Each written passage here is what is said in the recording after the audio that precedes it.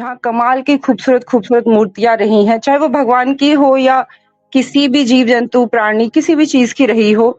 तो कोई इतने खूबसूरत चीजों को इतने बेरहमी से कैसे तोड़ सकता है सर? किसी चीज को जब आप अच्छे से विजुलाइज करते हैं या सिंबलाइज करते हैं, तो ठीक उस चीज को फॉलो करना ज्यादा आसान हो जाता है। जैसे एक बच्चे को पढ़ाइए आप, ठीक है। ऐसे नॉर्मली पढ़ाइए, एक एप्पल होता है, वो लाल होता है, वो गोल होता है, तो वो उसको नहीं समझ पाएगा।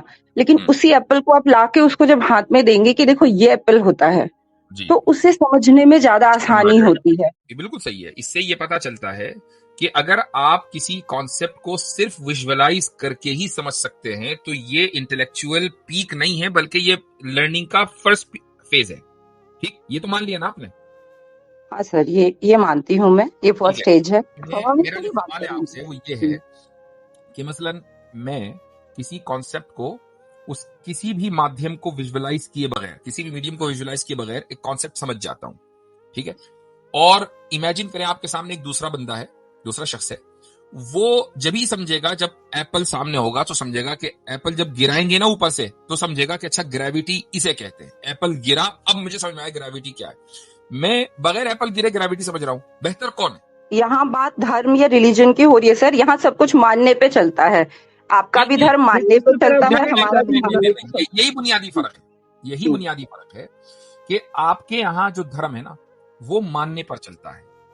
हमारे यहाँ जो दीन और धर्म है वो सिर्फ मानने पर नहीं चलता, बल्कि हम उसको रैशनलाइज करते हैं। हाँ जी, नमस्ते। जी। नमस्ते जी। जी आदाब जी। एक्चुअली मैं एक सवाल पूछना चाहती हूँ आपसे। जी फरमाइए। इस्लाम में ये मूर्ति पूजा को लेके इतना ज्यादा सख्ती क्यों मतलब है? जैसे दूसरे धर्म के मूर्तियों को तोड़ देना या मतलब क्रिटिसाइज करना, तो ये चीज इस्लाम में इतना ज्यादा हार्डकोर टाइप में क्यों है? हम जी जैसे अपने देश में जाते हैं, कई सारे प्राचीन मंदिरों को देखते हैं या वर्ल्ड के भी कई हेरिटेज को देखते हैं, जहाँ कमाल की खूबसूरत खूबसूरत मूर्तियां रही हैं, चाहे वो भगवान की हो या किसी भी जीव जंतु प्राणी किसी भी चीज की रही हो। तो कोई इतने खूबसूरत चीजों को इतने बेरहमी से कैसे तोड़ सकता है सर? ठीक है। मतलब ये क्या लॉजिक, क्या है मुझे समझ में नहीं आता कि इस्लाम को इतना मूर्ति पूजा इन सब चीजों से इतनी नफरत क्यों है सर? ठीक है, तो आपका जो सवाल है वो मूर्ति तोड़ने के ताल्लुक से है कि मूर्ति पूजा के ताल्लुक से? चूंकि दोनों चीजें पूजा अलग। से भी है और मूर्ति तोड़ने से भी है सर। तो चले मूर्ति पूजा पर पहले बात करते हैं। ठीक है, फिर मूर्ति तोड़ने पर बाद में बात करेंगे। तो मुझे एक बात बताएं कि मूर्ति पूजा इंसान को करनी चाहिए या नहीं करनी चाहिए? सर मेरी नजर में तो बिल्कुल करनी चाहिए। अच्छा, क्यों करनी चाहिए उसको रैशनलाइज कर दीजिए। सर एक किसी चीज को जब आप अच्छे से विजुलाइज करते हैं या सिंबलाइज करते हैं, तो ठीक। उस चीज को फॉलो करना ज्यादा आसान हो जाता है। जैसे एक बच्चे को पढ़ाइए आप, ठीक है। ऐसे नॉर्मली पढ़ाइए, एक एप्पल होता है, वो लाल होता है, वो गोल होता है, तो वो उसको नहीं समझ पाएगा। लेकिन हम्म, उसी एप्पल को आप लाके उसको जब हाथ में देंगे कि देखो ये एप्पल होता है, जी, तो उसे समझने में ज्यादा आसान हो आसानी जाएगा। होती है। ठीक है, जब वो बच्चा वैसे बड़ा ही हमें होता है, लगता है। जब हाँ वो जी। बच्चा बड़ा होता है और आप उसको कॉन्सेप्ट सिखाती हैं, तो तब भी आप उसको एप्पल और मैंगो हाथ में देती हैं या वो कॉन्सेप्ट वैसे ही समझ नहीं जाता सर, जैसे जैसे उसका कॉन्सेप्ट ज्यादा क्लियर होते जाता है, तो है? जी जी हाँ, ये जो चीजें होती हैं वो कम होती जाती है, क्योंकि कम वो होती उसको जाती पहले है। से कनेक्ट कर तो पाता इसका है। मतलब हाँ। ये है कि एक बच्चा जो है वो अपने इंटेलेक्चुअल लेवल के अपने इंटेलेक्चुअल पीक पर उस वक्त पहुंचेगा जब उसको विजुअलाइज करने की जरूरत नहीं, बगैर उसके वो समझ जाएगा। राइट। पर सर वो कुछ ना कुछ तो अपने माइंड में बनाएगा ना छवि, वो एक वो अलग बात है, बैकअप वो जो एक अलग लेके बात है। आएगा। जब आपने जो एप्पल ऑरेंज है वो हटा दिया, अब आप उसको मसलन आइंस्टाइन की थ्योरी समझा रही है, उसमें एप्पल ऑरेंज है नहीं।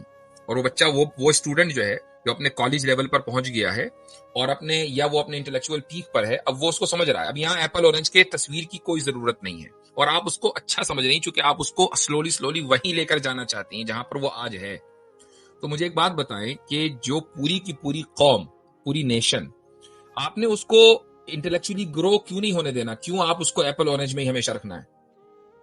सर कोई भी अचानक पीएचडी होल्डर तो नहीं हो जाता ना सर, बेसिक्स के बाद ही वो धीरे धीरे करके लेकिन ग्रो इससे ये होता पता है ना। चलता है, ये बिल्कुल सही है, इससे ये पता चलता है कि अगर आप किसी कॉन्सेप्ट को सिर्फ विजुअलाइज करके ही समझ सकते हैं तो ये इंटेलेक्चुअल पीक नहीं है, बल्कि ये लर्निंग का फर्स्ट फेज है। ठीक, ये लर्निंग का फर्स्ट फेज है, ये तो मान लिया ना आपने? हाँ सर, ये मानती हूँ मैं, ये ठीक फर्स्ट है, स्टेज है। ये फर्स्ट स्टेज है। अब एक यूनिवर्सिटी है, वो ये कहती है कि भाई तुम लोग कब तक के, तुम गुज़िश्ता 5000 साल से स्कूल की पहली ग्रेड में हो, हमने यूनिवर्सिटी खोली है, यहाँ कर पढ़ो, तुम अपने इंटेलेक्चुअल अपने आप को ग्रो करो। आप ये कहते हैं कि नहीं, हम तो एप्पल से ही समझेंगे, एप्पल देखेंगे तो समझेंगे कि एप्पल है, नहीं देखेंगे तो नहीं समझेंगे। तो अब मुझे बताएं कि क्या ये आपने खुद अपने साथ और अपने जैसे दूसरे लोगों के साथ जुल्म नहीं किया कि आपने उनको इंटेलेक्चुअली ग्रो नहीं होने दिया? सर वो इंटेलेक्चुअल लेवल भी एप्पल से और बढ़ते जाता है ना सर, जैसे जैसे हम और हायर क्लासेस में जाते हैं, तो हमारा जो कन्वे करने का मेथड होता है वो और ज्यादा मतलब ग्रो अप हो जाता है। अब हम किसी को न्यूटन का ये समझाने के लिए या फिजिक्स का लॉ या उसके लिए या ज्योग्राफी कोई भी पार्ट समझाने के लिए सर, अब उन चीजों का कुछ ना कुछ तो माध्यम यूज करेंगे ना सर। ठीक है, ठीक है, ऐसे मैं हवा में मेरा जो थोड़ी बात सवाल है करेंगे। आपसे वो ये है कि मसलन मैं किसी कॉन्सेप्ट को उस किसी भी माध्यम को विजुअलाइज किए बगैर, किसी भी मीडियम को विजुअलाइज किए बगैर एक कॉन्सेप्ट समझ जाता हूं, ठीक है। और इमेजिन करें आपके सामने एक दूसरा बंदा है, दूसरा शख्स है, वो जब ही समझेगा जब एप्पल सामने होगा तो समझेगा कि एप्पल जब गिराएंगे ना ऊपर से तो समझेगा कि अच्छा ग्रेविटी इसे कहते हैं, एप्पल गिरा, अब मुझे समझ में आया ग्रेविटी क्या है। मैं बगैर एप्पल गिरे ग्रेविटी समझ रहा हूं, बेहतर कौन है सर इंटेलेक्चुअल? उसको प्रूफ कैसे करेंगे सर? उसको प्रूफ करना भी तो प्रूफ अच्छा करना एक अलग है। बात बताइए, अगर मैं बात प्रूफ सिंबल। करने की कह रहा हूं, मैं बात समझने की कह रहा हूं। मुझे बताइए इन दो बंदों में बेहतर कौन है? सर वो तो डिपेंड करता है कि आप किस, अच्छा एक बात बताइए सर, मेजोरिटी जो लोग होते हैं वो इंटेलेक्चुअल लेवल के किस लेवल पे होते हैं? कोई भी मैं बच्चा शुरू से उस पीएचडी नहीं बात होता सर। करेंगे। अभी ये मैंने ये जो दो बंदों के दरमियान कंपैरिजन किया है, आप सर एक्नॉलेज ना आपने ये करें बात कैसे अलग मान है। लिया कि मूर्ति आप पूजा करके हम उस नहीं होल्ड इंटेलेक्चुअल ऑन, लेवल आप तक नहीं एक्नॉलेज पहुंच ना सकते? करें तो बात अलग है। देखें, हम जो है ना इस तरह बात करें कि मेरी बात आप समझें, तब मैं भी आपको मौका दे रहा हूँ पूरा। हाँ सर तो सर, बोलिए सर आप। और आप यू डिजर्व रिस्पेक्ट, आप शायद पहली मर्तबा हमारी स्क्रीन पर आई हैं। तो कहने का मकसद ये है कि इन आप एक्नॉलेज करें ना करें, लेकिन ये बात तय है कि विजुअलाइजेशन के बगैर अगर एक बंदा किसी मुश्किल से मुश्किल कॉन्सेप्ट को समझ रहा है तो वो उससे बेहतर है जो विजुअलाइजेशन के बाद समझ रहा है। यहां तक तो तो मैं बात, आपसे एक सवाल पूछूं सर, एक यहां सवाल तक तो पूछूं सर होल्ड छोटा ऑन हो जाइए, यहां तक तो सिंबॉलिक विजुअलाइजेशन की बात हो गई है कि भाई किसी सिंबल को विजुअलाइज करना, यहां तक तो ये एक उसूली बात हो गई है। अब आप आगे आ जाएं, मूर्ति पूजा पर आ जाएं, ठीक है। वो क्या है देखें, क्या आप मुझे एक बात बताइए कि आपके नजदीक क्रिएटर एग्जिस्ट करता है या नहीं करता है? करता है सर। करता है, ठीक है। क्या आपने क्रिएटर की कोई इमेज देखी है कभी? नहीं मैंने देखी नहीं, नहीं है, लेकिन ठीक पुरानी पुरानी हमारे परंपराओं से जो चलती आ रही है मैं उसको अच्छे से विजुलाइज कर सकती हूँ कि ठीक है। हाँ मेरी ये बेटी जो भी ऐसी इमेज है। चलती आ रही है, जो भी इमेज चलती आ रही है, क्या आप ये कहती हैं कि ये गॉड की या क्रिएटर की ही इमेज है? सर वो तो मानने ना मानने के ऊपर है। नहीं, तो ये तो कोई बात ना हुई ना। एक आदमी अगर एप्पल को ऑरेंज माने तो ऑरेंज तो नहीं हो जाएगा ना, एप्पल एप्पल ही नहीं रहेगा। नहीं, वो तो तो ठीक है सर, लेकिन हाँ एक तो बोलिए। मतलब मानने से को you have to rationalise it ना, आपको रैशनलाइज करना पड़ेगा। कोई भी बात आप अगर कह रही हैं, इस तरह के जो डिस्कोर्स होता है उसमें हम रैशनैलिटी की बुनियाद पर बात करेंगे ना, हम आस्था की बुनियाद पर। आप ठीक है, आपने पूरा एक मस्जिद को मंदिर में बदल दिया, लेकिन वो कोर्ट में चल गया, यहाँ नहीं चलेगा, ठीक है। यहाँ पर आपको रैशनलाइज करना पड़ेगा। मुझे वो बताइए कि वो जो इमेज आपके जहन में जो जो जो परंपरा से चलती चली आ एक रही है, होल्ड ऑन। एक्सक्यूज सर, आपने कहा कि एक मस्जिद को मंदिर में बदल दिया, तो क्या सर कई मंदिरों को मस्जिद में नहीं नहीं बदला गया इसी देश में? जी, उस पर कई भी आ रहे मंदिरों को भी तो मस्जिद हैं। में बदला गया है सर। आप बात मुझे सुन मुझे लीजिए वो पहले। कोर्ट रूलिंग दे दीजिए, मुझे वो कोर्ट रूलिंग दे दीजिए जिसमें कहा गया हो कि आस्था की बुनियाद पर हम इस मंदिर को मस्जिद बदल रहे हैं। वो कोर्ट रूलिंग आपको नहीं मिलेगी। हाँ, ये वाली कोर्ट रूलिंग जरूर मिलेगी कि आस्था की बुनियाद पर एक मंदिर को मस्जिद में बदला जा रहा है, तो इसलिए ये क्वेश्चन बेकार है। असल बात यह है कि वो जो इमेज है जो परंपरा से चली आ रही है, वो क्या आप उसके बारे में 100% रैशनलाइज उसको कर सकती हैं कि ये गॉड की इमेज है? सर हमें उतना फर्क नहीं पड़ता, हम बस मानते हैं कि वो शिव हैं, वो शब्द भी हो सकते हैं, वो ओम भी हो सकते हैं, वो मूर्ति भी ओके, हो सकते हैं। तो वो अगर मान बिना लीजिए मैं अगर एप्पल को ऑरेंज मानूं तो क्या वो ऑरेंज है? आप ये कह सकती हैं कि भाई आपकी अपनी जो भी आशा मानो, क्या ये नहीं सही सर, है?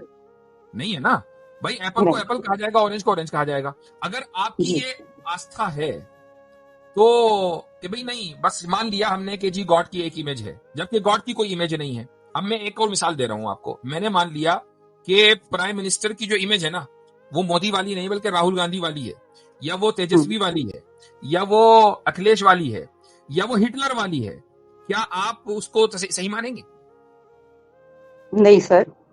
तो अब अगर ये पैरामीटर आप तो वहां नहीं नहीं, अप्लाई देखिए, करते तो खुदा को यहाँ क्यों बात अप्लाई करेंगे धर्म भाई?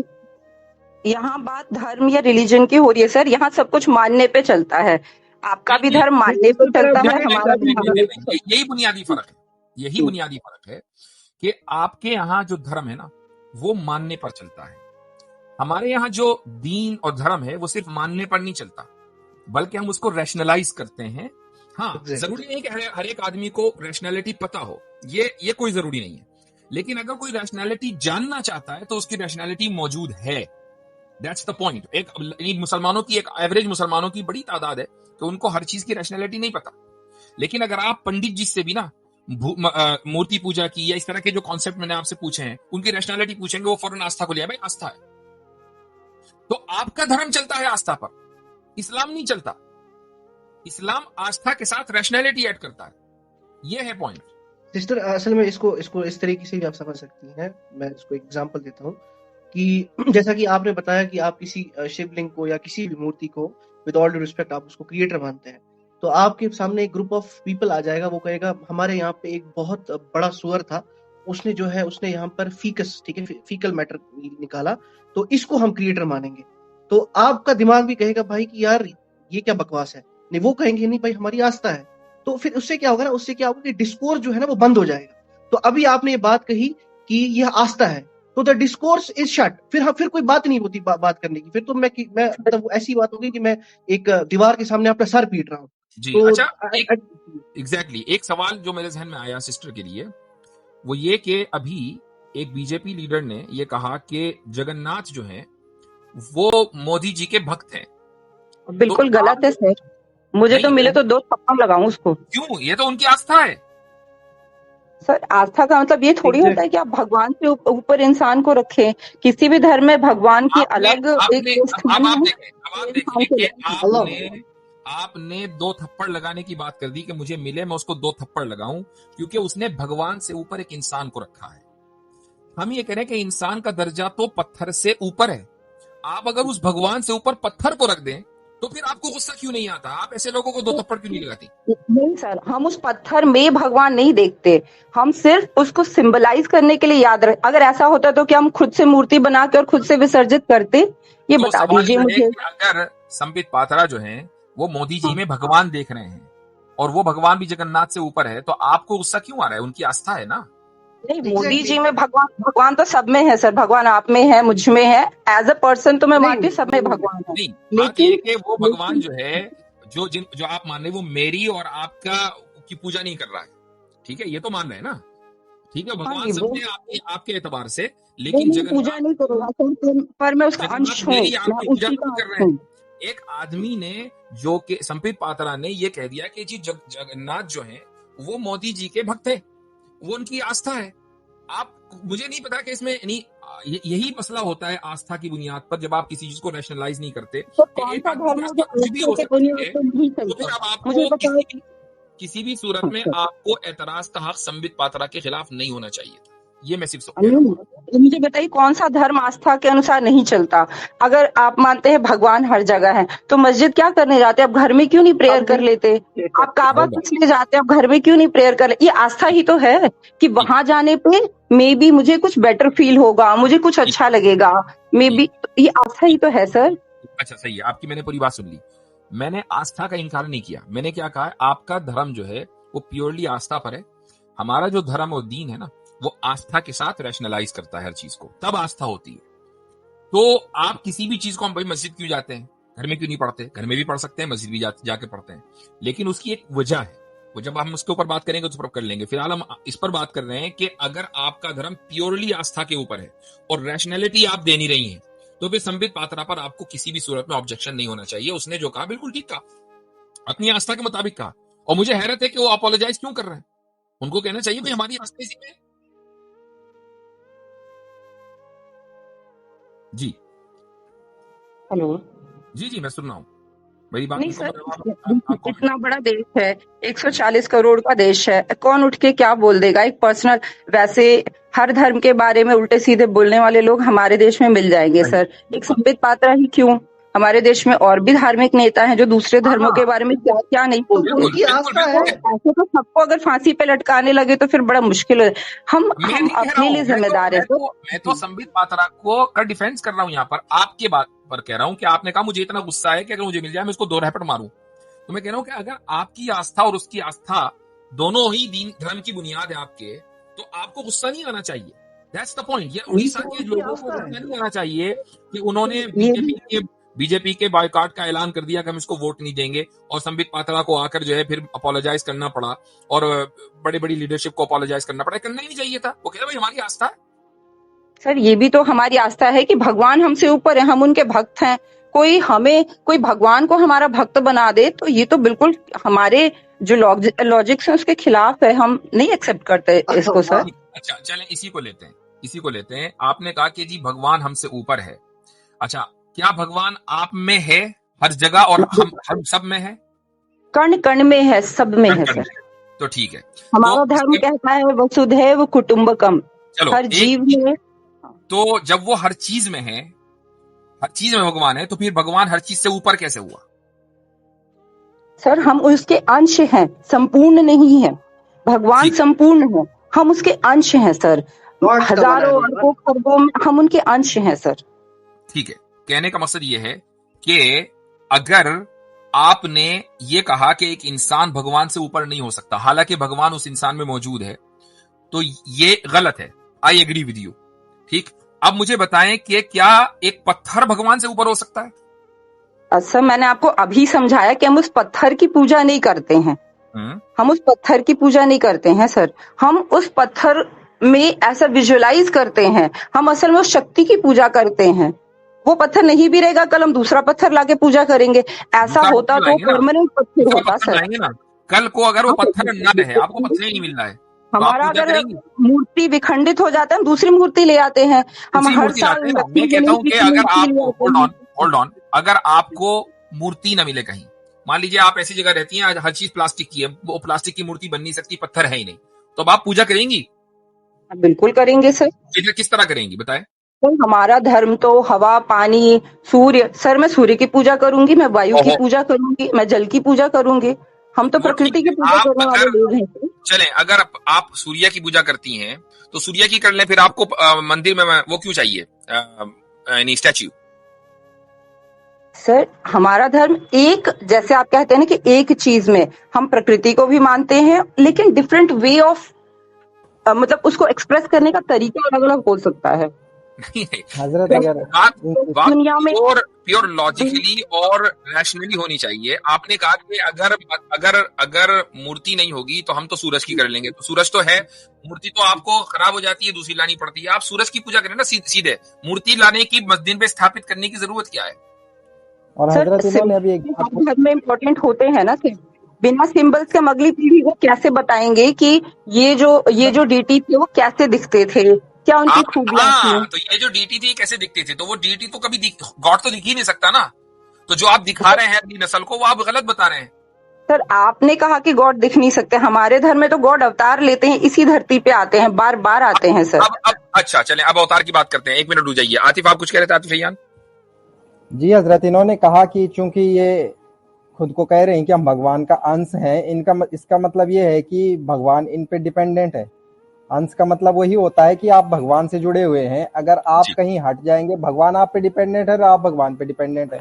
जी, ये भी एक मसला है। रुक जाइए, अब हम मसलन अवतार की बात करते हैं। ठीक है, आपने कहा कि हमारे धर्म में अवतार जन्म लेते हैं। अच्छा, ये जो अवतार हैं ये क्या हैं? ये भगवान के रिप्रेजेंटेटिव हैं या ये भगवान है? सर ये भगवान के विभिन्न रूप हैं, भगवान के ही विभिन्न रूप हैं। भगवान के विभिन्न रूप हैं। तो अब एक बात बताएं कि क्या एक आदमी का एक रूप दूसरे रूप से बेहतर हो सकता है, या दोनों रूप बराबर होते हैं? दोनों अच्छे रूप हैं, कोई बुरा रूप नहीं है, लेकिन दोनों रूप बराबर होंगे या एक दूसरे से बेहतर होगा? सर एक पिता के 10 संतानें हैं, क्या वो अलग अलग नहीं हो सकती, अलग अलग नहीं दिख सकती? तो अगर आप हाँ, अभी तो उसी का की है। बात कर रहे हैं, हाँ, रूप की तो बात नहीं उसी कर का रहे है। हैं। देखिए, रूप मैं बताता हूँ किसको कहते हैं। रूप और संतान में फर्क है। रूप के एक मतलब ये है कि एक आदमी का एक रूप ये है कि बाज मर्तबा वो बहुत ही नरम दिली के साथ, मोहब्बत के साथ पेश आता है। एक उसका रूप ये है। और एक ये है कि जब वो कोई बुराई देखता है तो जलाल में आ जाता है, गुस्से में आ जाता है। एक रूप ये है बुराई पर। तो मुझे बताएं कि इन दो रूपों में कौन सा रूप ज्यादा अच्छा है? जो अच्छाई का रूप है वो अच्छा है सर। भाई दोनों अच्छे हैं ना भाई। एक आदमी जो है उसका एक रूप ये है कि वो बड़ी नरमी के साथ पेश आता है अच्छे लोगों के साथ। दूसरा रूप उसका ये है कि जब वो बुरे लोगों को देखता है तो वो गुस्से में आ जाता है। इनमें तो दोनों रूप में कौन सा रूप अच्छा है? तो भगवान को हम उनके गुणों की वजह से पूजा करते हैं ना, उनमें ऐसी आई शक्तियां हैं, अंडरस्टैंड दैट, उनमें आई ऐसे कुछ अंडरस्टैंड। इन बेहतर दो है। रूपों में क्या आप किसी एक रूप को ये कहेंगी कि ये वाला ज्यादा अच्छा है, या कहेंगी कि दोनों अच्छे हैं? नहीं, दोनों रूप, जिसमें हमें बुरा गुण दिखेगा हम उसको अच्छा नहीं कहेंगे सर। नहीं नहीं, एक आदमी बुराई से, मैंने पहले ही कहा, एक आदमी बुरे लोगों को देखकर गुस्सा करता है, अच्छे लोगों से मोहब्बत करता है। ये उसके दो अलग अलग रूप है ना, तो दोनों हाँ अच्छे नहीं, हैं। बुरा, हाँ दोनों ही अच्छे हैं सर। अगर वो दोनों बुराई अच्छे को हैं, देख के बुरा मानता है तो दोनों ही अच्छे हैं दोनों सर। अच्छे हैं।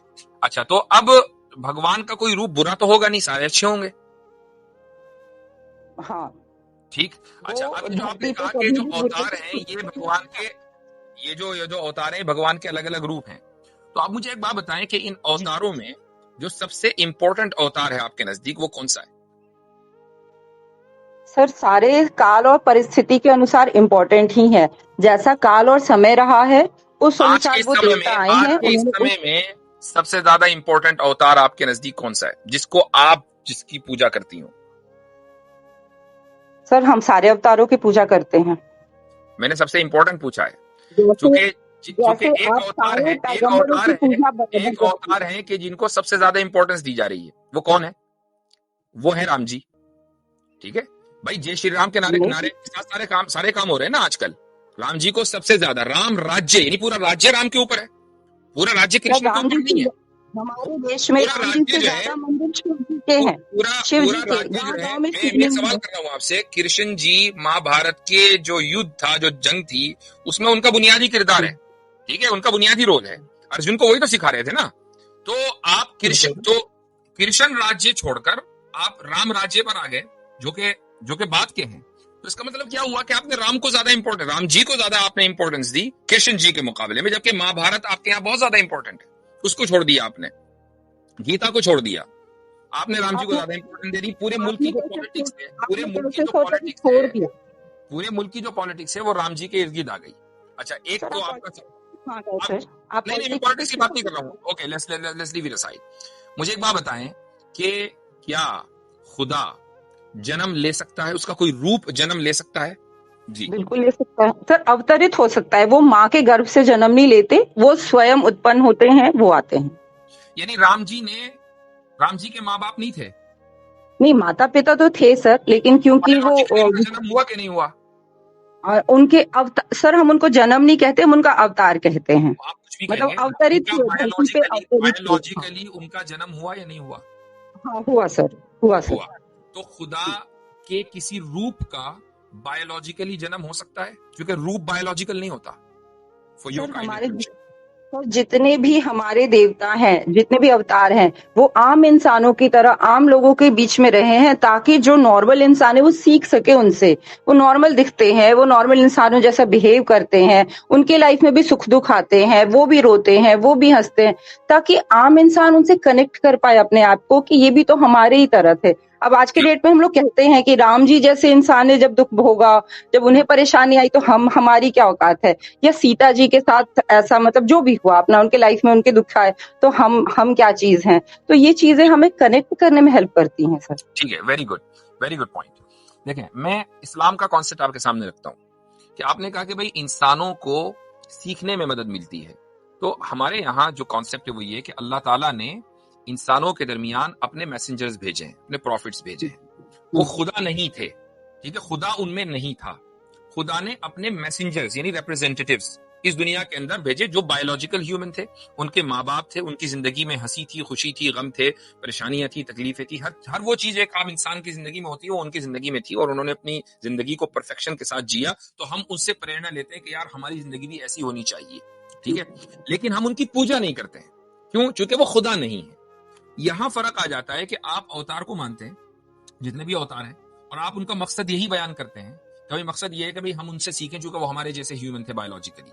लेकिन फिर जो सर प्रॉब्लम आती है वो ये सुन लीजिए मेरी बात, जो प्रॉब्लम आती है वो ये आती है कि आप उनमें भगवान को बिठा देते हैं और उनकी पूजा शुरू कर देते हैं। मुझे एक बात बताएं कि अगर वो पूजनीय हैं, अगर आप उनकी पूजा करते हैं, तो फिर वो हमारे जैसे नहीं है, वो हमसे कहीं ऊपर है कि वो उनकी पूजा की जा रही है। अंबिया और प्रॉफिट्स की पूजा नहीं की जाती। अब हमने उनको वो स्टेटस दिया जो एक इंसान को दिया जाता है। हाँ, हमसे बेहतर वो इस माना करें कि मोरली बेहतर है, वो गॉड से कनेक्टेड इस माना करते हैं कि गॉड से मैसेज ले रहे थे, लेकिन वो पूजा नहीं, पूजा होगी सिर्फ गॉड की होगी। ये फर्क है। अब मुझे एक बात बताइए कि अगर हम गॉड को वो हक दे रहे हैं, वो मकाम दे रहे हैं कि पूजा सिर्फ गॉड की होगी, किसी और की नहीं होगी, क्या ये मकाम गलत है? क्या उसको ये स्टेटस देना गलत है? सर हम तो नहीं, आप पूजा, हम भी तो ब्रह्म की पूजा करते हैं सर। ब्रह्म से ही विष्णु निकले, ब्रह्म से ही शिव निकले। हम भी पूजा तो एक ही ईश्वर की करते हैं सर, लेकिन तो उनके फॉर्म अलग अलग हैं, उनके फॉर्म अलग अलग हैं सर। ब्रह्म से ही विष्णु निकले, क्या मतलब? निकलने का क्या मतलब है? पैदा हुए या हाँ, बनाया? उनके अलग अलग, या हाँ, ब्रह्म उनके ने अलग अलग बनाया? शक्तियों से, निकलने का क्या उनके मतलब अलग है? अलग शक्तियों से सर। एक जी, क्रिएटर बने, एक ने क्रिएट किया वर्ल्ड को, एक चलाते हैं, एक डिस्ट्रॉयर हैं। तो ये अच्छा ब्रह्म के ही अलग अलग स्वरूप हैं सर। अच्छा, एक ये और दो, ये राम तीन जो जी, है, एक चलाते और हैं, राम जी एक ने किसके पैदा स्वरूप है? किया, और एक जो है वो डिस्ट्रॉयर है। ये तीनों अलग हैं कि एक हैं? ब्रह्म के ही रूप हैं ये तीनों, दिखते अलग हैं पर है एक ही के अंश, एक पिता के तीन ओ पुत्र। ट्रिनिटी। एक पिता के तीन पुत्र हैं, ठीक है, लेकिन तीन पुत्र अलग अलग तो होते हैं, हाँ, तो अलग अलग है ना सर, अलग अलग हैं, ठीक है। पर अच्छा, डीएनए ये तो तीनों सेम है काम सर। सुन लीजिए, ये तीनों काम खुद पिता कर सकता था कि नहीं कर सकता था? यानी वो पैदा भी करता, चलाता भी और डिस्ट्रॉय भी होता। तो पिता के अंदर ये सलाहियत थी कि नहीं? सर वो ठीक है, लेकिन सारा काम खुद क्यों करना सर? इसलिए कि समझा वो नहीं। ऑमनीपोटेंट है, इसलिए कि वो ऑमनीपोटेंट है। नहीं नहीं, नहीं नहीं है? ऐसा नहीं है। मैं ही सब हूँ, मैं ही सब कर सकता हूँ, ऐसा नहीं है सर। वो नहीं नहीं नहीं, अलग वो अलग गॉड नहीं है। अलग अलग। एक मिनट, एवरीबॉडी प्लीज, मैं जरा एंगेज हूं इस साथ। मुझे एक बात बताइए कि क्या खुदा ऑमनीपोटेंट नहीं है? क्या भगवान ऑमनीपोटेंट नहीं है? नहीं है सर। नहीं है, ओ तो फिर वो भगवान नहीं है। ये एक बहुत बड़ा स्टेटमेंट आपने दिया, क्योंकि वो भगवान या वो ईश्वर के जो मेरे आपके ऊपर निर्भर हो, मेरे और आपके ऊपर डिपेंड करता हो ना, तो फिर वो ईश्वर कैसा? सर ये डिपेंड होना क्या होता है? तो वही आप जो आप फिर कह रही वही जो आप कह रही है कि वो खुद नहीं कर सकता, उसको हेल्प चाहिए। सर उसने अपनी ही कृति तीन बनाई कि आप जाइए, आप वर्ल्ड को चलाइए, आप जाइए, आप वर्ल्ड क्रिएट कीजिए, आप जाइए, आप डिस्ट्रॉयर का काम कीजिए। एक देश एक ही आदमी चला लेता है क्या सर? एक देश इसलिए चलाने के लिए भी एक घर चलाने के लिए भी एक आदमी इसलिए नहीं चला सकता क्योंकि वो उसके अंदर सलाहियत नहीं है। मसलन ऐसा नहीं है। हाँ, ऐसा ही है। प्राइम मिनिस्टर को पूरी कैबिनेट चाहिए, पावर क्योंकि शेयरिंग देखिए सिस्टर, एक दूसरे के ऊपर ना बोले। मैं आपकी बात सुन रहा हूँ, आप मेरी बात सुन रही हैं ना। मैं जब बात कर रहा हूँ तो आप सुन लीजिए, फिर आप जवाब दीजिए। प्राइम मिनिस्टर को पूरी कैबिनेट चाहिए। प्राइम मिनिस्टर ही फाइनेंस मिनिस्टर हो, वही होम मिनिस्टर हो, वही फॉरेन मिनिस्टर हो, वही जो है डिफेंस मिनिस्टर हो, सारे काम वो खुद ही करे, तो भाई उस मुल्क का फिर अल्लाह ही हाफिज है, वो तो उसका तो बेड़ा गर्क होना है, ठीक है। वही सारे काम देखे तो उसको पूरी कैबिनेट इसलिए चाहिए कि वो सारे काम नहीं देख सकता। वो सिर्फ क्या है कि वो उनको सुपरवाइज कर सकता है, वो हर काम खुद नहीं कर सकता, माइक्रो मैनेजमेंट नहीं कर सकता। मैक्रो मैनेजमेंट भी वो बहुत लेवल बहुत ही उस पर कर सकता है, यानी एक हद तक जाकर। लेकिन ये बात इसलिए अंडरस्टैंडेबल है क्योंकि जो प्राइम मिनिस्टर होता है या प्रेसिडेंट होता है वो इंसान है, वो हमारे जैसा है, हमारे अंदर लिमिटेड कैपेबिलिटीज है। लेकिन जो ईश्वर है वो ऑमनीपोटेंट है।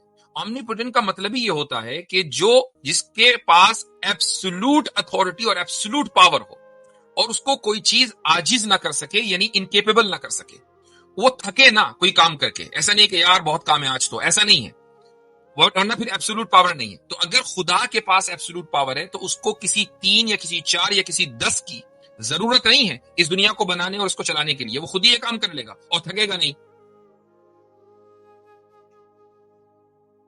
जी सर, मैंने आपसे कहा कि पावर शेयरिंग भी एक चीज हो, ये बताने का एक तरीका है कि दुनिया अलग अलग फॉर्म में, अलग अलग तरीके माध्यम से भी चल सकती है सर।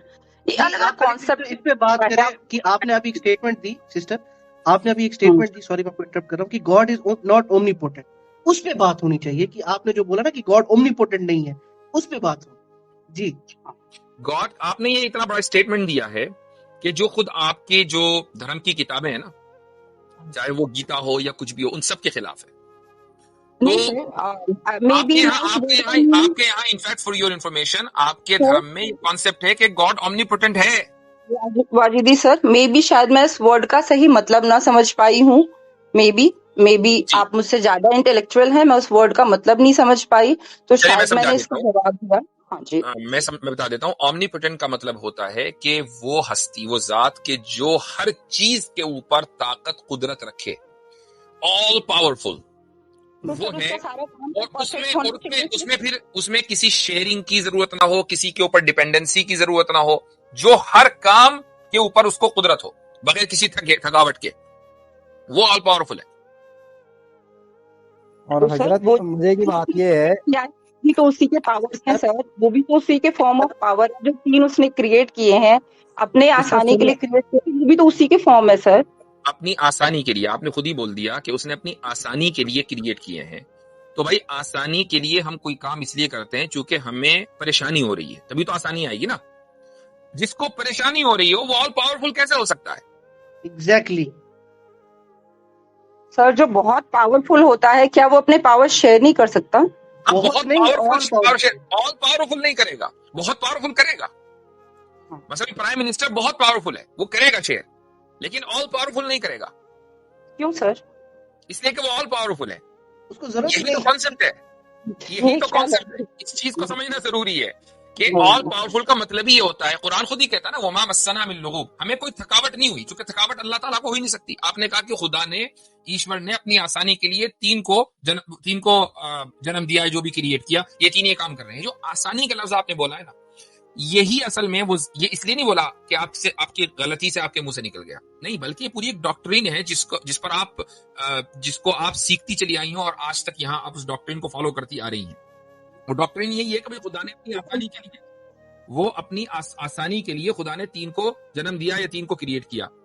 ये जो आसानी है ये उसके लिए होगी जिसको किसी तरह की कोई परेशानी हो। गॉड को परेशानी जैसे ही हो, वो गॉड नहीं है, वो एकदम डिस्क्वालीफाई हो जाता है।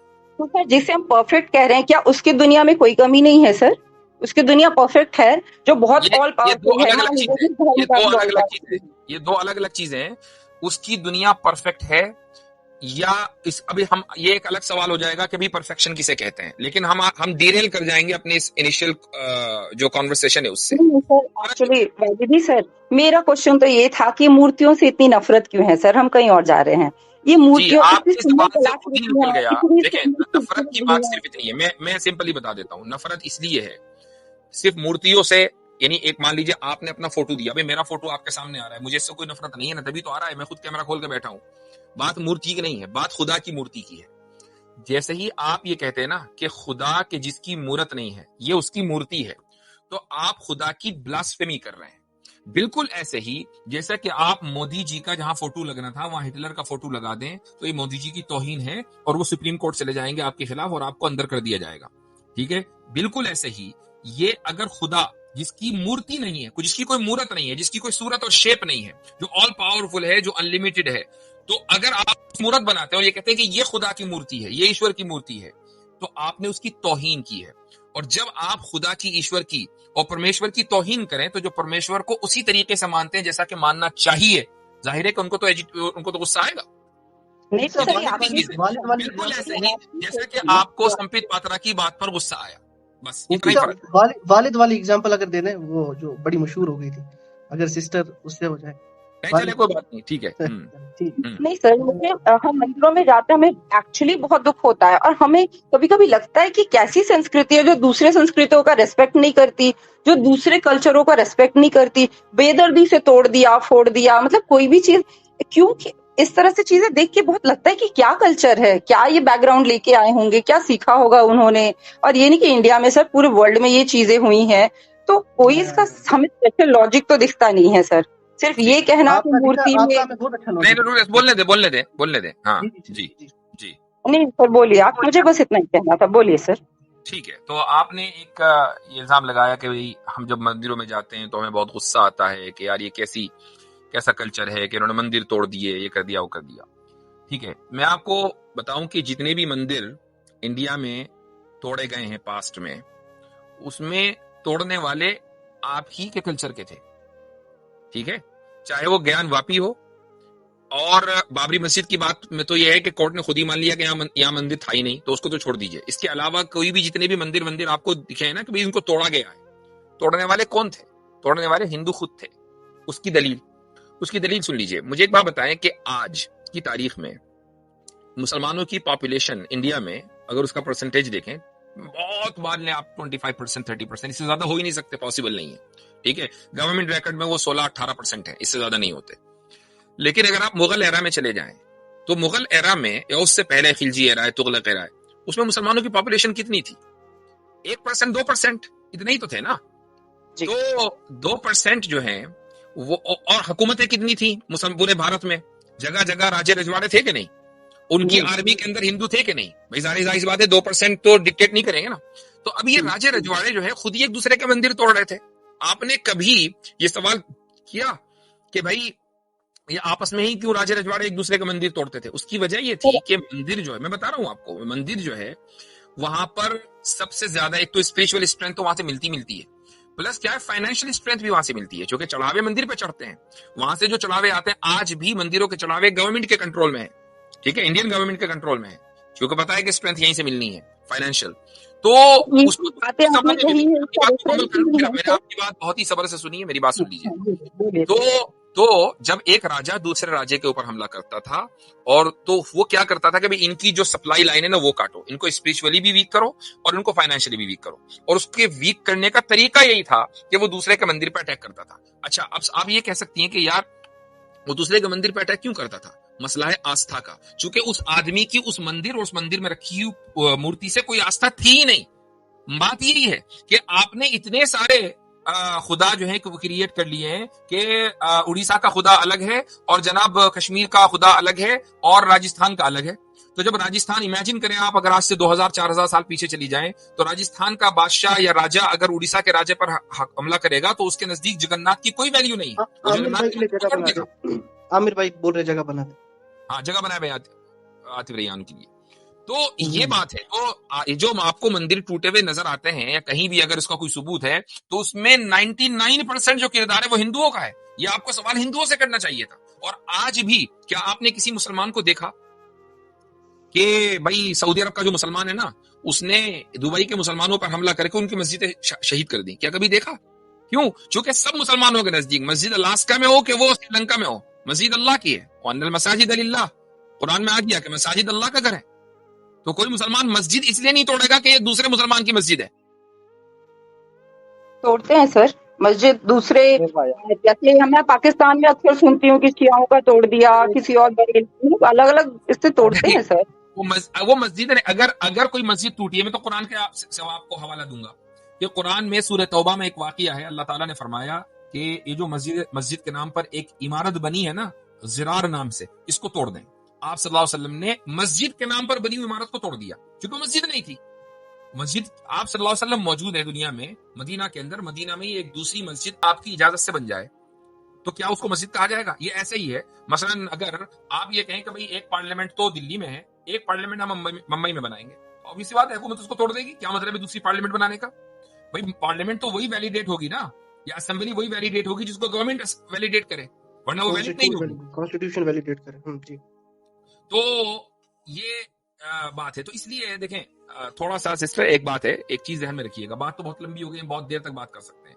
मेरा आपसे मकसद जो है वो आपसे कोई डिबेट करना नहीं था। आई रियली रिस्पेक्ट यू कि आप यहाँ करने नहीं आई थी, मैं तो अपने मन का वो तकलीफ बताने आई थी कि जब हम मंदिरों में जाते हैं और टूटे मैं आपकी इस तकलीफ को ही हल्का करना चाहता हूँ, ताकि आप जब नेक्स्ट टाइम जाएं तो आप इस तकलीफ को लेकर न जाएं। देखिए, किसी की इबादत गाह को तोड़ना बुनियादी तौर पर, किसी की भी इबादत गाह को तोड़ना बुनियादी तौर पर गलत है। इस्लाम की ये तालीम नहीं है। आप किसी भी जगह की इबादत गाह को अगर मतलब कोई टूटे, कोई किसी भी टूटे, तो हम उसके खिलाफ हैं। यह है हमारा बुनियादी अकीदा, बुनियादी तालीम। अब अगर हिस्ट्री में कुछ लोगों की इबादत गाहें टूटी हैं तो उसके पीछे पॉलिटिकल रीजंस हो सकते हैं, उसके पीछे खुद कम्युनल रीजंस हो सकते हैं। जैसे मैंने आपको बताया कि खुद हिंदू इन्वॉल्व थे, तो आप उसको ये नहीं कह सकती कि भाई ये इस रिलीजन का फॉल्ट है या रिलीजन के सारे मानने वाले ऐसे ही होते हैं। मैं तो खुद बैठकर आपके सामने मैं एक पढ़ी लिखी मतलब ये हूँ, मैं खुद हिस्ट्री की लेक्चरर हूँ सर। हमने आज तक अपने इतिहास की किताबों में या मैंने और भी किताबें स्टडी की सर, ये लॉजिक मैंने कहीं नहीं पढ़ा जो आप कह रहे हैं कि हिंदुओं ने हिंदुओं के मंदिर तोड़े। यही तो मसला है, हमारे नहीं पढ़ा है सर हमने कभी। वही तो है मैं ना, तो क्यों नहीं, क्योंकि आपकी किताबों में लिखा नहीं है वो नहीं बातें। नहीं, करूँ। लिखा है भाई, लिखा है। आपने वो किताबें नहीं पढ़ी वो किताबें नहीं जिन पढ़ी। किताबों में नहीं लिखा है। देखें मुझे किसी भी फील्ड के मुझे वैसे एक रेफरेंस दे दीजिए, एक सुनिए, रेफरेंस एक बुक दे दीजिए। मैं अभी दे रहा हूँ। मैं मसलन मैं इस्लाम का एक स्टूडेंट हूँ, मैंने इस्लाम को बहुत पढ़ा है, अपने बचपन से पढ़ा है, लेकिन मैं ये नहीं कह सकता कि मैंने इस्लाम की हर किताब पढ़ ली। मैंने जितना पढ़ा है ना वो उसके मुकाबले में बहुत कम है जितना मैंने नहीं पढ़ा। ठीक है, तो अब अगर आप हिस्ट्री की लेक्चरर हैं, इसका मतलब ये नहीं कि आप हिस्ट्री की एक एक चीज को जानती है। अभी मैं आपको एक नाम दूंगा ना तो आप फौरन कहेंगे नहीं ये तो जो है टुकड़े टुकड़े गैंग का है। बात यही है कि एक जो पॉलिटिकल इस वक्त मसला चल रहा है उसमें ये किया कि भाई हिस्टोरियंस को भी डिवाइड कर दिया। ये हिस्टोरियंस हैं लेफ्टिस्ट, ये हिस्टोरियन है बिल्कुल सही वाले। राम पुनियानी का नाम सुना होगा आपने। राम पुनियानी की आप किसी भी किताब को उठाकर देख लीजिए, रेफरेंस के साथ वो बात करते हैं। उसमें उन्होंने साबित किया है कि कितने कितने टेम्पल्स को जो है हिंदुओं ने, राजे रजवाड़ों ने तोड़ा है। मेरे पास किताबें मौजूद है राम पुनियानी की। अभी करंट में कोई हिस्टोरियन सर? राम पुनियानी तो करंट अभी का है भाई, अभी जिंदा है, वो मुंबई में रहते हैं। तो इनकी बुक हमें क्यों नहीं पढ़ाई जाती सर? अब ये तो आप, I mean why are you complaining to me? ये तो आप तो खुद हिस्टोरियन हैं, तो आप खुद देखें कि हिस्ट्री अगर कहीं लिखी हुई और इस वक्त जो कंटेम्प्रेरी हिस्टोरियंस हैं वो ये किताबें लिख रहे हैं तो आपने क्यों नहीं पढ़ी? ये सवाल तो आपसे होना चाहिए। मैं तो वाकई मेरे लिए शॉकिंग है कि हिंदू ने, और मैं जब तक खुद से पढ़ूंगी नहीं सर मैं इस फैक्ट को मानूंगी नहीं सर कि हिंदुओं ने हिंदुओं के मंदिर तोड़ दिए सर। That's your choice. आपको कोई कभी भी कोई, हम आपके ऊपर कभी थोप ही नहीं सकते कोई चीज। मैंने आपने रेफरेंस मांगा, मैंने एक ऑथर का रेफरेंस दे दिया, आप उनकी वेबसाइट पर जाइए, सारी किताबें मौजूद हैं। आई डोंट नो कि वो डाउनलोडेबल है नहीं, मेरे पास तो हार्ड कॉपी है, तो आप उन हार्ड कॉपी परचेस करें, वो उस पर मिल जाएगी अमेजोन वगैरह पर, आप उसको पढ़िए। अगर आपकी ये फील्ड है तो इसका ये जरूरी आपकी ड्यूटी है कि आप हिस्ट्री पढ़ें। सर हम सनातनी तो इस सोच के हैं कि कोई एक पत्थर भी रख देता उस पर सिंदूर लगा देता है सर तो हम बिना प्रणाम किए नहीं गुजरते। हम मंदिर क्या तोड़ेंगे सर, किसी और का मंदिर है तो मान लिया कि हमारा ही है। अब देखिए जी, राम पुनियानी मुसलमान तो है नहीं, वो खुद हिंदू हैं, वही लिख रहे हैं। ठीक है, तो अब आप इस चीज को कह करके, चूंकि ये आपकी पर्सनल आस्था हो सकती है कि आप जो है कहीं भी सिंदूर लगा दें तो उसको माथा टेकने लगे, ये आपकी पर्सनल आस्था हो सकती है। राम पुनियानी मुसलमान नहीं है, मैं ये कहना चाह रहा हूँ। अस्सलाम वालेकुम तमाम अस्सलाम आमिर भाई। अच्छा यार ये आपका लोगो कुछ बदल गया, मुझे नजर नहीं आ रहा था जी, सॉरी। बड़ी माजरत चाहता हूँ। पहले तो सबको प्यार भरा सलाम, बहुत शुक्रिया जगह बनाने के लिए। वालेकुम सलाम। जज़ाकल्लाह। हजरत ये शंकराचार्य जी हैं जो कि देश में चंद बड़े शंकराचार्य जी हैं जी, जो कि बड़े बड़े जो परंपराएं हैं या संस्कार हैं उनका ये समझ लें कर्तव्य उनका वही है, वो देखते हैं उन चीज़ों को। अभी रिसेंटली राम मंदिर में जो श्री राम जी की प्राण प्रतिष्ठा का जो पूरा संस्कार किया गया है वो भी उन्होंने देखा। उनमें एक शंकराचार्य जी है कि जो बेसिकली इलेक्शन कैंपेन भी लड़ी और अपनी पार्टी भी रखते हैं। वो अलग बात है कि उनके कैंडिडेट को हटा दिया गया, उस पॉलिटिक्स के अंदर हम डिटेल में नहीं जाना चाहते। उन्होंने आरोप लगाया है कि नरेंद्र मोदी साहब ने, श्रीमान नरेंद्र मोदी साहब ने 2000 साल पुराने काशी के अंदर मंदिर तोड़े हैं, जिनमें 2500 यानी 2500 साल पुरानी मूर्तियां पड़ी हुई थी, तोड़े हैं। टाइम्स ऑफ इंडिया की रिपोर्ट के मुताबिक करीबन 80 के करीब मंदिर हैं जो सिर्फ गुजरात के अंदर तोड़े गए हैं। तो जो आप बात कर रहे थे कि जब भी आप किसी हिस्ट्री को आप खंगालते हैं, डीप डाउन डिग करते हैं, तो आपको पता चलता है कि किसी ये रिलीजियस प्लेस को तोड़ने की कोई पॉलिटिकल वजह भी रही हो सकती है। अब ये इल्जामात हैं इस वक्त तक जो स्टैट्स हमारे सामने, एक जगह पर तो मैं पढ़ रहा था, अगर कहेंगे तो ये जो 2 मैंने बातें की हैं इसका तो रेफरेंस में दिखा दूंगा। अलबत्ता ये चीज़ हकीकत है कि कुछ लोग तो यहाँ तक बात कर रहे हैं, अब हो सकता है कि वो अपोजिशन है या पॉलिटिकल कोई गेन है, मैं अभी ये बात नहीं कर रहा, मगर लोग यहाँ तक बात कर रहे हैं। कहना चाहती हूँ कि अगर मोदी जी ने 2000 सर जरा मुझे बात करने जरा प्लीज, आपकी मेहरबानी। आपने कहा आप एजुकेटेड हैं तो मैं समझ रहा था आप सुनेंगी, थैंक यू। अच्छा, मोदी साहब ने 2000 मंदिर नहीं तोड़े, 2000 साल पुराना मंदिर तोड़ा है अकॉर्डिंग टू शंकराचार्य जी, जिन पर आरोप, और उन्होंने उस पर कोर्ट के अंदर अर्जी भी दी कोर्ट पे ऑब्जेक्शन भी, अपना पिटीशन भी दायर की है कि मोदी साहब ने ये मंदिर क्यों तोड़े हैं, इसके तोड़ने की वजह नहीं पता, सवाए सिर्फ ये कि अपने जो इंफ्रास्ट्रक्चर खड़ा करना है या इन्वेस्टमेंट करनी है कंस्ट्रक्शन के माध्यम से, वो सारा उनका जो चक्कर, जो उन पर इल्जाम लगता है। अभी यहाँ तक बात सामने आ रही है कि मोदी साहब ने इतने मंदिर तोड़ दिए हैं कि इतने तो मुगलों के ऊपर भी आरोप नहीं था, इतने मंदिर तोड़ दिए हैं, यहां तक बात आ रही है। तो मेरे सामने आर्टिकल्स खुले हुए हैं, मैं आपको दिखा दूंगा, ये आज की बात है। तो जो मुफ्ती साहब बात कर रहे थे कि किसी धार्मिक स्थान के ऊपर कई दफा पॉलिटिकल या राजनीतिक जद में आ जाता है, मिसाल के तौर पर जो एंटी इंक्रोचमेंट वाले हैं वो आ जाते हैं। जैसे राम मंदिर के करीब छोटे छोटे 25-25 साल 30-30 साल पुराने लोगों के जो स्टॉल्स थे, चाहे वो हिंदू हैं चाहे वो मुसलमान हैं, वो रोड पर आ गए हैं। 30-30 साल पुरानी लोगों ने अपना वहां पर बिजनेस शुरू किया हुआ था, राम मंदिर शुरू हुआ है और लोगों की लंबी पट्टी सारी की सारी खाली कर दी। तो ये चीजें हैं, मैं माजरत चाहता हूँ, इसके अलावा भी मैं कुछ अर्ज करूंगा, मगर मैं चाहता हूँ कि मुफ्ती साहब ने जो बात कर दी है काफी जी ठीक है। तो मेरे ख्याल से देखें, मकसद जो है ना, देखें, आपको सिर्फ ये बताना था कि जो आप भारी मन लेकर मंदिर में जाती हैं वो आपके साथ ना हो, meaning we are trying to help you here कि हम सर जी, और मैं आपको कहना रेफरेंस चाहती भी दे दिया और आप थोड़ा सा इस पर रिसर्च करें तो फिर आपको अंदाजा होगा। सर आज की डेट में भी मंदिर तोड़ा जा रहा है, चाहे वो मोदी जी तोड़वाएं या कोई भी, तो बन तो वहां मंदिर ही रहा है ना सर। वहां कोई मस्जिद या कोई चर्च या कोई और चीज तो नहीं बन रहा है ना सर। तो एक बड़ा देखें, मंदिर सॉरी, बनाने ये मुझे अगर साबित करें मंदिर को दीदी, अगर हटाया दीदी, जो 2000 साल पुराना मंदिर, ऐसा 2000 नहीं हो रहा, तोड़ के जो मस्जिद बना लिया। जी आमिर मोदी भाई कुछ साहब कह रहे हैं जी। मोदी साहब ने जो मंदिर तोड़ा है, वहां दिखाएं कौन सा मंदिर बनाया है। और काशी के वहां अंदर जो मंदिर तोड़ा है, मैं खुद अब गई हूँ वहां, देखें, बड़ा कॉरिडोर बना है। एक उसूली बात सुन लीजिए, एक उसूली बात सुन लीजिए, अगर भगवान हर चीज में है ना तो फिर वो मस्जिद में भी है, आपको कोई मसला होने नहीं चाहिए। मंदिर तोड़ जी मस्जिद में मसला क्या है? वजीदी सर, मैं आपको बताऊं, मैं एक ऐसी हिंदू हूँ जो मस्जिद भी जाती हूँ। अभी आप फतेहपुर सीकरी घूम के आए, हम वहां मस्जिदों में घूमे, हमें उतना ही सुकून मिलता है सर। हमें चर्च में भी उतना ही सुकून मिलता है सर। अगर ये बात है ना, देखें, यही मैं जो है ना, हालांकि मैं मंदिर को के डिस्ट्रक्शन को सपोर्ट नहीं कर रहा हूँ, उसके डिमोलिशन को, मैं सिर्फ ये कह रहा हूँ कि जो इनकंसिस्टेंसी है ना उस धार्मिक डिस्कोर्स में, वो ये है कि जी एक तरफ हम ये कह रहे हैं भगवान हर चीज में, दूसरी तरफ हम ये कहते हैं कि नहीं, एक इबादत गाह को तोड़कर अगर दूसरी इबादत गाह बना दी गई तो हम इसको नहीं मानेंगे क्योंकि हमारी इबादत गाह को तोड़ दिया। भाई भगवान तो हर जगह है, वो मंदिर में तो मस्जिद में है तो मंदिर में भी है और गुरुद्वारे में भी है। तो बात तो ये है, यहां तक कि अगर किसी मंदिर को तोड़कर शराब खाना बनना है तो शराब खाने में भी तो होना चाहिए ना, वो फिर किसी को प्रॉब्लम नहीं होनी चाहिए। लेकिन प्रॉब्लम होने का मतलब ये है कि आप भगवान को हर जगह नहीं मान रहे, आप सिर्फ उसको मूर्ति में मान रहे हैं, उसी मूर्ति में, उसके अलावा मान ही नहीं रहे। फिर जान भी डालते हैं। बात बोल रही हूँ, मैं जहाँ भी जाती हूँ सर, मुझे हर जगह उतना ही सुकून मिलता है। मैं तो कला और देख के, मुझे मस्जिद भी देख के उतनी खुशी होती है कि कितनी खूबसूरत कला है, कितनी ढंग से बना हुआ है ये। हो सकता है कि मुफ्ती साहब, सॉरी मैं इंटरप्ट कर रहा हूँ, हमारे बैकग्राउंड में नीचे चैट में हमारे एक योहान भाई भी एक अर्ज कर रहे हैं, रोना, कि हमारे बुद्धिस्ट मोनेस्ट्रीज को भी जो है वो तोड़ा गया, तो ये क्या बात कर रहे हैं? जी, वो बुद्धिस्ट है बाय द वे, वो भी गलत है सर, वो भी गलत है। हाँ, तो चलें, अब वो भी गलत वो इसलिए हुआ क्योंकि पॉलिटिकल पहले सूरत हाल यही थी।